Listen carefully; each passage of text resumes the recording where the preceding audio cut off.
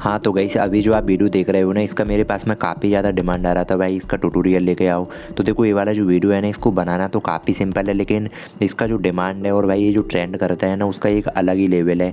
अगर आप 5 वीडियो बनाते हो ना, तो उनमें से एक ना एक वीडियो आपका मिलियन में जा सकता है। इस कैटेगरी पर मैं काफ़ी दिनों से काम कर रहा हूँ, तो मेरे को इतना तो एक्सपीरियंस है। तो देखो ये वाला वीडियो आपके लिए बनाना कैसे है, मैं सारा कुछ बताने वाला हूँ, ध्यान से वीडियो को देखिएगा। तो सबसे पहला जो स्टेप है ना, उसमें आप अपना पिक्सेल लैब एप्लीकेशन को ओपन कीजिएगा, न्यू वाले टेक्स्ट को डिलीट कीजिएगा। उसके बाद देखो ऊपर जो कॉर्नर में प्लस का आइकन दिया जाता है ना, वहाँ पे जाना है, टेक्स्ट को सिलेक्ट कर कर एडिट पे जाना है। अभी यहाँ पे एक टेक्स्ट लिखना है। फॉर एग्जांपल के लिए मैं लिख देता हूँ भाई का बर्थडे। आप यहाँ पे अपनी मॉम के लिए, डैड के लिए या फिर किसी भी कैटेगरी का टेक्स्ट लिख देना जो थोड़ा रोमांटिक सा हो। आप समझ रहे हो ना, इसका ज़्यादा आइडिया मैं आप लोगों को, मतलब इसके बारे में कुछ आइडियाज़ मैं टेलीग्राम चैनल पर दे दूँगा, तो आप वहाँ से कुछ आइडियाज़ ले सकते हो। अब देखो आपने जो भी टेक्स्ट यहाँ पे लिखा है ना, उसके पीछे अगर आप इमोजी बना देते हो ना, 3-4 इमोजी आप बना देना, तो वो काफ़ी ज़्यादा रोमांटिक लगेगा। ज़रूरी नहीं है 3-4 इमोजी आप बनाओ, आप 1-2 इमोजी बना देना अपने टेक्स्ट के लाइन के हिसाब से। उसके बाद जो टेक्स्ट का लाइन है ना, उसमें ब्लैक कलर होना चाहिए। साथ में आपको जाना है फ़ॉन्ट पे। फ़ॉन्ट पे जाने के बाद देखो माय फ़ॉन्ट में जाना है, और मैं आपके लिए टेलीग्राम पे एक फ़ॉन्ट दूंगा जिसका नाम होगा घोस्ट थ्योरी 1 वाला, और उसी में एक 2 वाला होगा, लेकिन जो 2 वाला है ना, वो आपके लिए यूज करना है, वो काफ़ी ज़्यादा यूनिक है। अभी देखो आपको जाना है बैकग्राउंड पे, जो टी वाला आइकन बनाया है ना, वहाँ पे बैकग्राउंड है, उसमें जाना है, और यहाँ पे कुछ ओपेसिटी आपके लिए दिया जाता है। तो टेक्स्ट के अकॉर्डिंग आप लोगों को जो ओपेसिटी है ना, उनको थोड़ा एडजस्ट करना है। जैसा यहाँ पे मैं कर रहा हूँ ना, सेम प्रोसेस आपके लिए करना है। काफ़ी ज़्यादा आसान है, इतना ज़्यादा कठिन नहीं है। देखो आपने ये वाला कर लिया है, तो आपको अगेन एक बार फिर प्लस पे जाना है, और एक और न्यू टेक्स्ट को लेना है, और आपको एडिट पे जाना है। अब इस बार आपके लिए 3-4 इमोजी बनाना है। तो चलिए यहाँ पे मैं कुछ इमोजीज बना देता हूँ। देखो अगर आपका जो इमोजी है ना, वो एंड्रॉइड वाला है, तो मेरे पास में एक iOS वाला फ़ॉन्ट है, तो मैं फ़ॉन्ट पे जाके माय फ़ॉन्ट में जाके उसको यूज कर लेता हूँ। इससे हमारा जो इमोजी है ना, वो काफ़ी ज़्यादा यूनिक हो जाता है। टेलीग्राम पे मैं काफ़ी बार दिया हूँ, अगेन मैं दे दूँगा, जाके देख लेना, लिंक है डिस्क्रिप्शन में। इसको थोड़ा और बेहतर बनाने के लिए देखो आपको एक बार फिर प्लस पे जाके टेक्स्ट को लेना है, और आपको एडिट पे जाना है। अब यहाँ पे कोई भी एक रोमांटिक सा टेक्स्ट लिख देना। फॉर एग्जांपल मैं यहाँ पे लिख देता हूँ लव यू ब्रो, और साथ में उसमें मैंने एक इमोजी भी दिया है, रहने देते हैं, इमोजी नहीं बनाया है। तो अभी देखो मैं फ़ॉन्ट पे जाता हूँ और माय फ़ॉन्ट में जाता हूँ, और जो मैंने ऊपर वाले टेक्स्ट में किया था ना, घोस्ट थ्योरी 2 वाला फ़ॉन्ट, उसी का नीचे वाले में यूज कर लेता हूँ। और यहाँ पे देखो पोजीशन पे जाता हूँ, सेंटर में मैंने लगा दिया है एक कॉर्नर के साइड में। अभी अगेन मैं प्लस पे जाता हूँ, टेक्स्ट को लेता हूँ, और यहाँ पे एक लाइन बना देता हूँ। कीवर्ड में सभी के में लाइन होती है, तो जो लाइन हमने बनाया है ना, उसको टेक्स्ट के जस्ट नीचे लगा देते हैं। आपने जो प्रीव्यू में देखा था ना, उसको देखकर भी आप काफ़ी ज़्यादा आइडिया ले सकते हो। तो इनको बनाना बहुत ज़्यादा सिंपल होता है। अगर आपके पास में यूज करना आता है ना पिक्सेल लैब को, तो बनाना इतना कठिन नहीं है। जब आप इसको कम्प्लीटली क्रिएट कर लोगे, तो आपको नीचे 4th नंबर पर जाना है, और इसको PNG बनाना है। उसके बाद आपको शेप टू गैलरी करना है। PNG हाई है, फिर वेरी हाई में शेप टू गैलरी कीजिएगा। देखो PNG बनाकर ही सेव करना है। चलिए एडिटिंग प्रोसेस भी मैं आपके लिए फास्ट में बता देता हूँ। मैं आपके 1-1 मिनट की कीमत को समझता हूँ। तो एडिटिंग के लिए अपना अलाइट मोशन एप्लीकेशन ओपन करना है। जब आप अलाइट मोशन को ओपन करोगे, तो प्लस पे जाना है, और यहाँ पे 9:16 के रेशियो में करना है।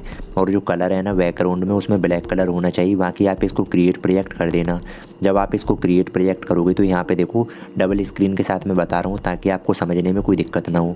अभी आपको प्लस पे जाना है, मीडिया पे जाना है। तो देखो आपने जो अपना टेक्स्ट यहाँ पे लिया है ना, उसका जो लेयर का टाइमिंग है ना, वो बढ़ाना है। फॉर एग्जांपल आप अपनी वीडियो का टाइमिंग कितना रखना चाहते हो, 5 सेकंड, 6 सेकंड, या फिर उससे अधिक, वो आप पे डिपेंड करता है। अभी देखो आपने टाइमलाइन को एडजस्ट कर लिया है, तो आपको जस्ट लेयर के स्टार्टिंग में आना है, और यहाँ पे देखो आपको एक इफेक्ट मिलता है, तो आपको इफेक्ट पे जाना है, एड इफेक्ट पे जाना है। जब आप एड इफेक्ट पे जाते हो, तो आपको सर्च में जाना है। जब आप सर्च में जाओगे, तो यहाँ पे देखो वेब बर पे लिख के सर्च करना है। वेब बर पे में ए वाला इफेक्ट आता है, आप सही से देख लो। तो इफेक्ट को यहाँ पे लेना है, और देखो इसका जो कुछ ओपेसिटी है ना, वो काफ़ी ज़्यादा सिंपल है। पहले नंबर पे आपको फेस वाला ओपेसिटी दिया जाता है, इसको 90.00 तक करना है। आप यहाँ पे देख लो जितना मैंने किया है। तो स्क्रॉल करने में थोड़ा टाइम लगेगा, आप वहाँ पे देख लेना। बाकी देखो 90 तक आपने कर लिया है, तो जो एंगल है ना, जैसा था ना वैसा का वैसा रहने देना। एंगल के जस्ट नीचे जो स्पेजिंग है ना, स्पेजिंग में जाना है। लेयर के जस्ट स्टार्टिंग में की फ्रेम देना है, और जो एंगल का लेंथ है ना, वो रखना है आपको 40 तक। देखो जब आप इसको 40 तक कर लोगे ना, तो आपको करना क्या है, जो लेयर है ना, उसमें थोड़ा सा आगे जाना है। देखो यहाँ पे मैं मैक्सिमम 2 सेकंड तक आगे जा रहा हूँ, आप इसमें 3 या 4 तक भी जा सकते हो, वो आप पे डिपेंड करता है। तो आपको 2 से ज़्यादा ही जाना है मेरे एक्सपीरियंस के हिसाब से। तो फिलहाल मैंने 2 पे स्टॉप किया, और जो स्पेजिंग है ना, उसको 0 पे कर देता हूँ। तो आपको थोड़ा लेयर में आगे जाना है, और जो लेंथ है ना, उसको 0 पे करना है। स्पेजिंग के जस्ट नीचे जो मैग्नीट्यूड दिया जाता है ना, उसमें जाना है, और जस्ट पहले की तरह लेयर के स्टार्टिंग में की फ्रेम देना है। अब आपने जो सेकंड की लगाया था ना स्पेसिंग में, जस्ट उस लेंथ पे जाके जो मैग्नीट्यूड है ना उसको 0 पे करना है। और उसके बाद जो बर्प एंगल है ना, बर्प एंगल को 0 डिग्री पे करना है। और थोड़ा नीचे अगर आप देखोगे तो यहाँ पे मैग्नीट्यूड मिलेगा, तो इसको 100 पे करना है। और उसके बाद जो स्पेसिंग है ना उसको मैक्सिमम 40 पे करना है। और यहाँ पे देखो जो एंकर है ना, एंकर को 1.00 पे करना है। तो ये वाला इफेक्ट हमारा प्रॉपरली लग चुका है। अब हमको एक और इफेक्ट लगाना है पहले की तरह। तो उसके लिए यहाँ से बैक आना है, बैक आने के बाद एक बार फिर पहले की तरह इफेक्ट पे जाना है, इफेक्ट पे जाने के बाद ऐड इफेक्ट पे जाना है। अभी देखो सर्च में जाना है और यहाँ पे पैड इन आउट लिख के सर्च करना है, तो आपके सामने ये वाला इफेक्ट आता है, सही से आप देख लो। अब देखो इसका कुछ ओपेसिटी है वो काफ़ी ज़्यादा सिंपल है। सबसे पहले आपको एक इन वाला ओपेसिटी मिलता है, इसको 0 पे करना है। और यहाँ पे जो आउट वाला है ना इसको 0.20 तक करना है, तो ये वाला यहाँ पे हो जाता है। तो देखो आपने ये वाला इफेक्ट यहाँ पे कम्प्लीटली लगा लिया है। तो आपको अगला इफेक्ट लगाना है, तो मैं आपको सारा प्रोसेस स्टेप बाय स्टेप बता रहा हूँ। तो यहाँ से आप बैक आइएगा और एक बार फिर इफेक्ट पे जाके ऐड इफेक्ट पे जाइएगा। अभी देखो आपको सर्च में जाना है और यहाँ पे देखो WIPE, तो यहाँ पे देख पा रहे हो वाइप लिख के आपको सर्च करना है। पहले नंबर पे इफेक्ट आ जाता है ये वाला, तो सिलेक्ट कीजिएगा। एंड यहाँ पे देखो इसका कुछ लेंथ वगैरह है, काफ़ी आसान है। तो आपको सेकंड पे जो एंड वाला ओपेसिटी दिख रहा है ना, लेयर की स्टार्टिंग में आना है और जो एंड है ना, एंड को आप माइनस में कीजिएगा। माइनस में देखो ये जो टेक्स्ट आप देख रहे हो ना, जब तक ये टेक्स्ट पूरा हाइड ना हो जाए ना तब तक आपको स्लाइड करना है, यानी कि इसको स्क्रॉल करना है। उसके बाद देखो जो लेयर है ना, लेयर के जस्ट स्टार्टिंग में 0 सेकंड पे की फ्रेम लगाना है। उसके बाद आपने सेकंड वाला जो की फ्रेम लगाया था ना, वहाँ पे एक रेड वाला लाइन दिख रहा है, तो जस्ट उसी के सामने या फिर उसी के ऊपर जाके आप जो एंड है ना उसको आप प्लस में बढ़ा देना है, यानी कि जो आपका टेक्स्ट है ना वो पूरा प्रॉपरली दिखना चाहिए। पहले आपने हाइड किया था, इस बार आपको अनहाइड करना है।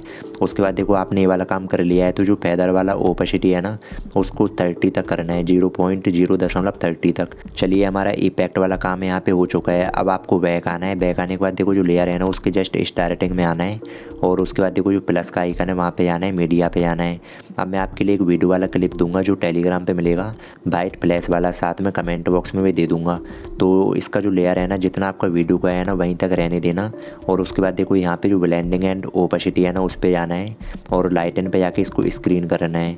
साथ में जो ओपेसिटी है ना 50, 55 या 60 तक आप मैक्सिमम रहने देना। मैं 65 के करीब रहने देता हूँ। तो इससे होगा कि आपका जो वीडियो है ना, इससे आपकी वीडियो में वाइट कलर का फ्लैश आएगा जो काफ़ी ज़्यादा यूनिक लगेगा।